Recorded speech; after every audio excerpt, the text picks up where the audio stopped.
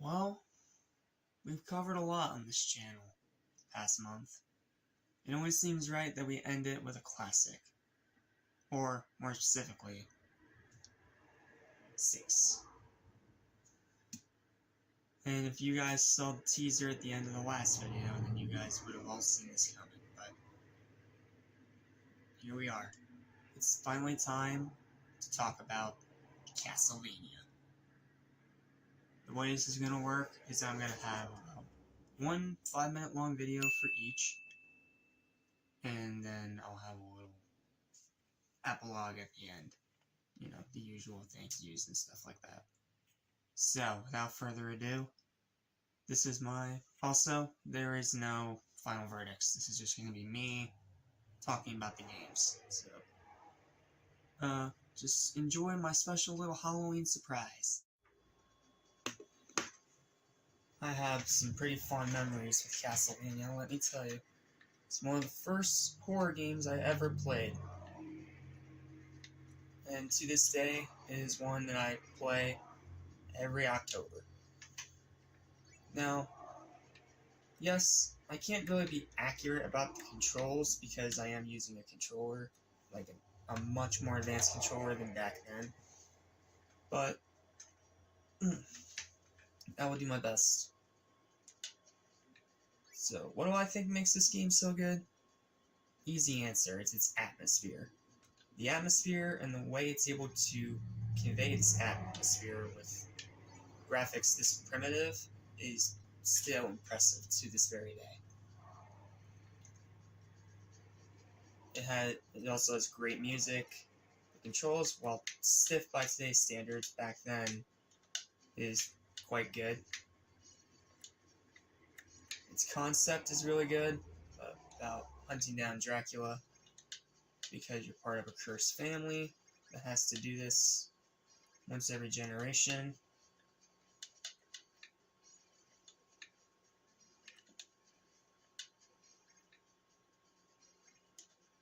It's an iconic game. There's little to really explain, aside from maybe stuff like that.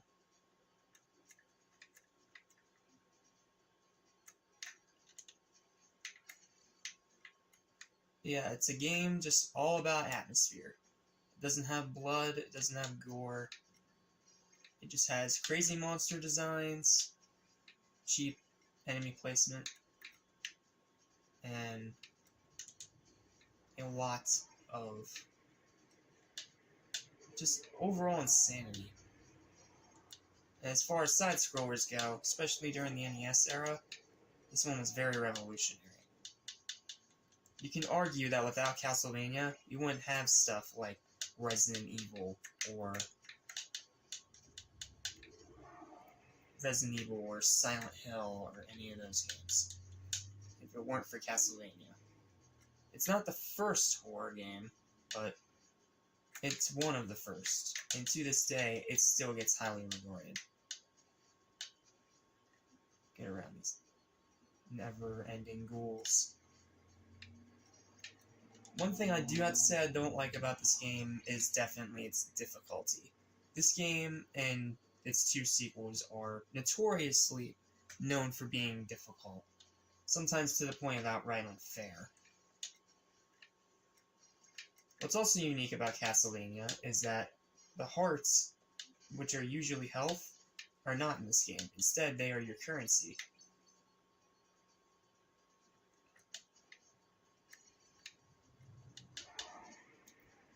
Trust me when I say this is a game that's going to test you.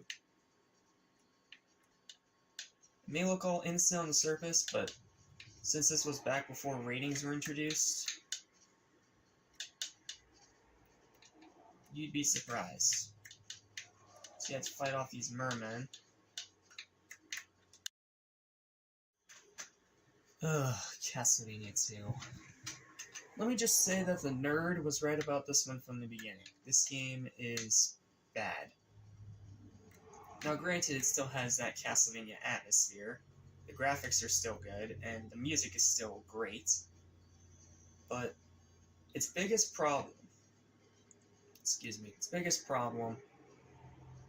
is the fact that it is more open and a lot less easier to figure out where to go. This is what the nerd would classify as a where the fuck do I go kind of game. It's a game where you never know where you're supposed to go. And unless you have something like a walkthrough or a strategy guide, you're not going to know what to do. So you just wander around aimlessly.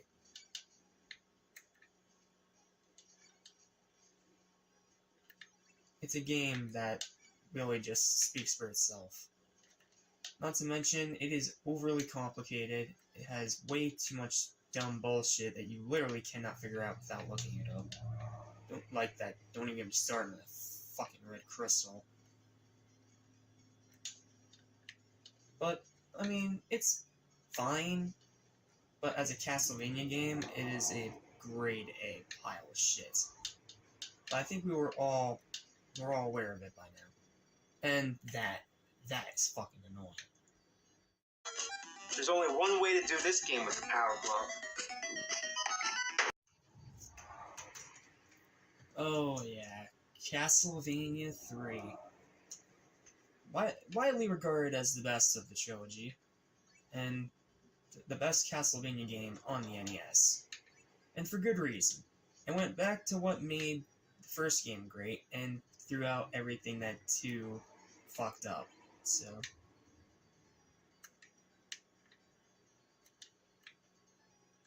It's definitely an advancement in that regard.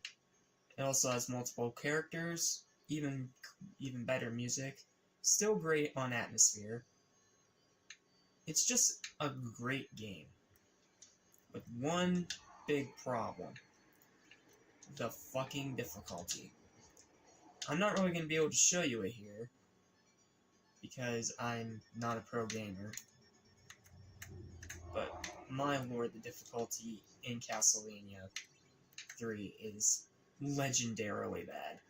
Like, almost so bad that it makes ghosts and goblins look like the fucking Care Bears.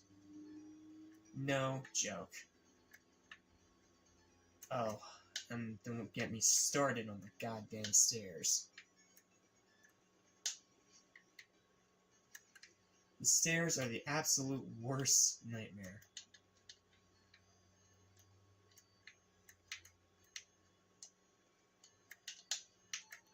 Castlevania 3 is a great game, do not get me wrong. But it's a game that puts you in a bad mood, because it is a hard, relentless son of a bitch. Like, if you're not good at Castlevania games, don't even bother with this one, because it is a hard son of a bitch that is going to test you. Okay, now imagining taking everything that I said was wrong with the past Castlevanias and fix it. Not only that, but upgrade so it's even better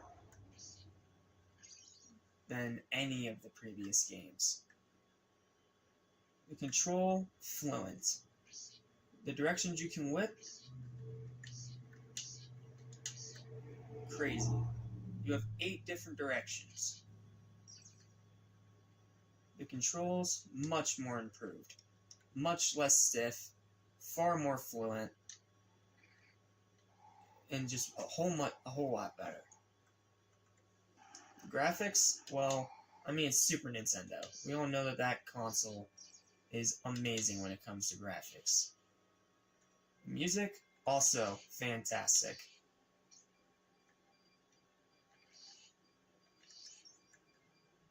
But I think because of that fluent control, it's definitely the most replayable of the series.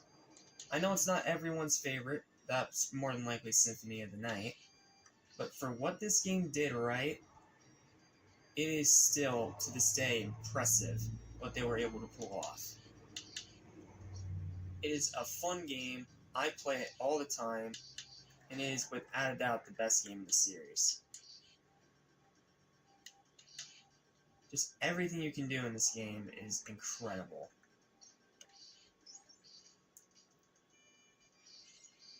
Now, is the game still difficult? Oh, yeah, it's still pretty hard. But this is one I want to keep going back to.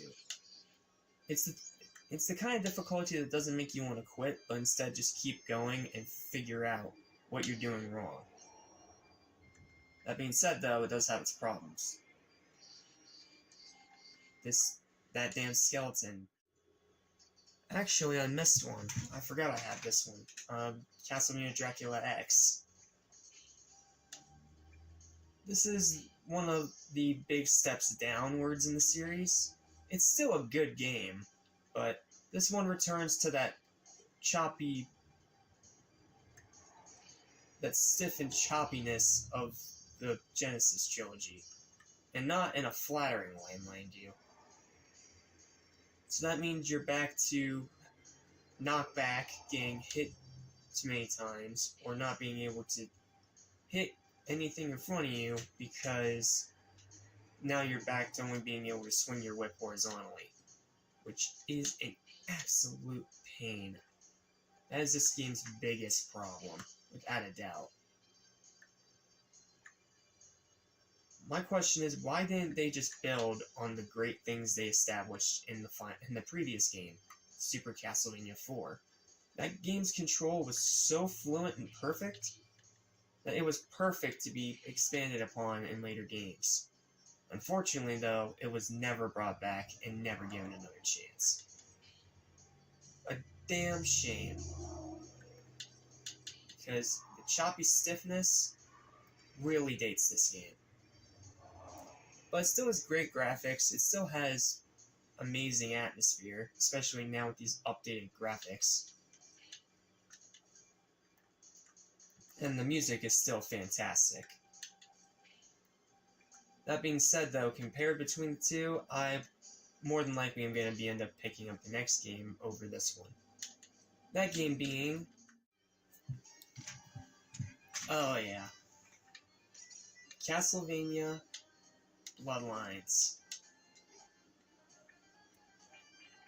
Without a doubt, one of the most fun games in the series, but still a bit of a step backwards from Castlevania 4. That game was such a masterpiece that they, for some reason, just could never capitalize on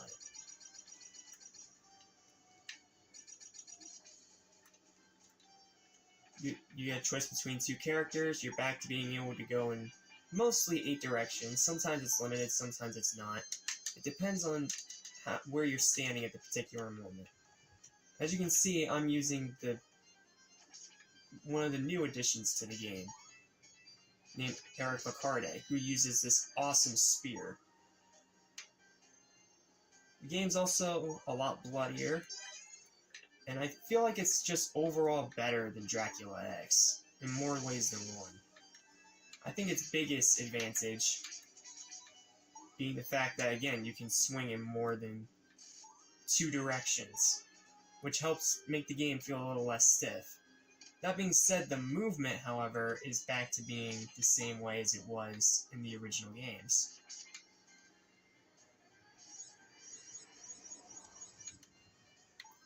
But this is definitely one of my all-time favorite Castlevanias, and while I think 4 is still the best one we've looked at so far, this one is no slouch.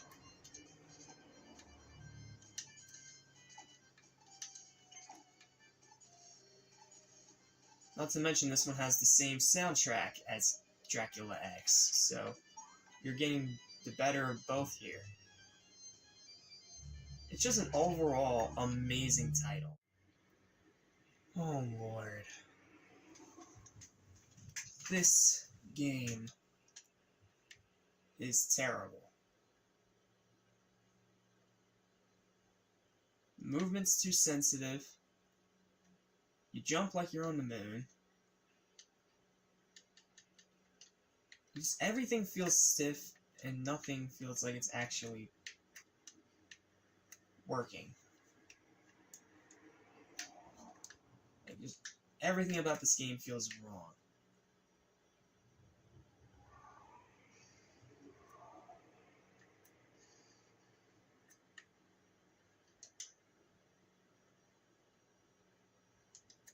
I understand this was back when they were more focused on stuff like graphics, but even the graphics, I'm pretty sure even back then would have been called out for being blocky.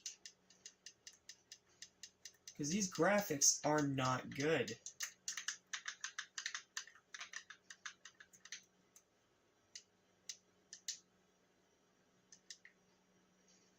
Not to mention, as you can see, even on an Xbox, it's having issues. I just hate this game. Okay. Now, we've seen some good Castlevania games, and we've seen some bad Castlevania games. But now, it's time for the main event. The whole reason I wanted to make this video in the first place. And before you say it, yes, it's because it's an Xbox game, which we've been looking a lot at here recently. Now, I do have 2 games on me right now, but unfortunately, my PS3 controllers are as old as Dracula himself, so they don't want to work. So, unfortunately, I won't be able to play Lords of Shadow for you, which is a shame.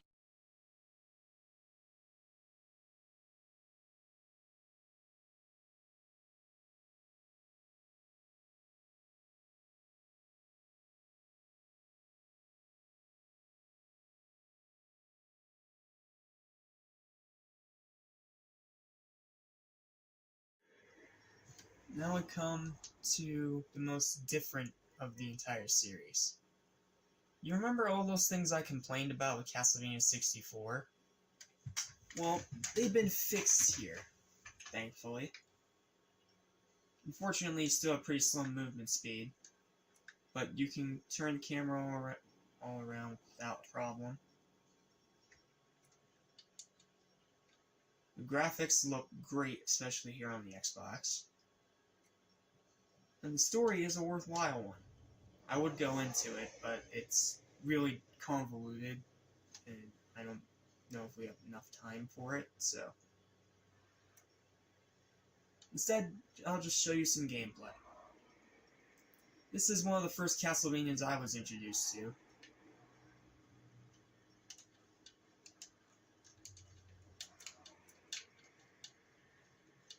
And it's one that no one seems to talk about.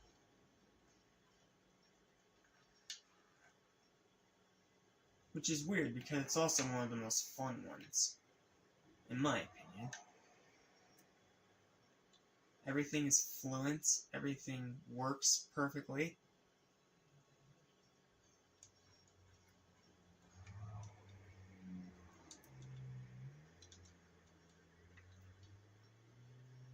You have all kinds of cool stuff you can do in this castle.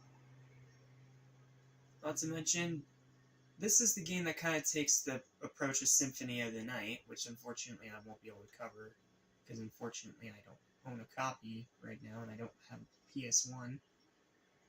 And the PS3 store has been down for years, so... Unfortunately, I can't cover Symphony of the Night, but this one pretty much takes that same approach, but does it in 3D. Not to mention, it's not the crappy 3D like it was in Castlevania 64. And that's about all the time we have, and all the Castlevania games I have that I can actually play. In conclusion, Castlevania is a classic franchise. It has definitely gone off the rails along with the company who made it, Konami, turning into total shit, but really, like the early Castlevanias are great titles, especially to play on a spooky night like this on Halloween. It definitely holds nostalgic memories for me, and as well as anyone else who's played any of these games.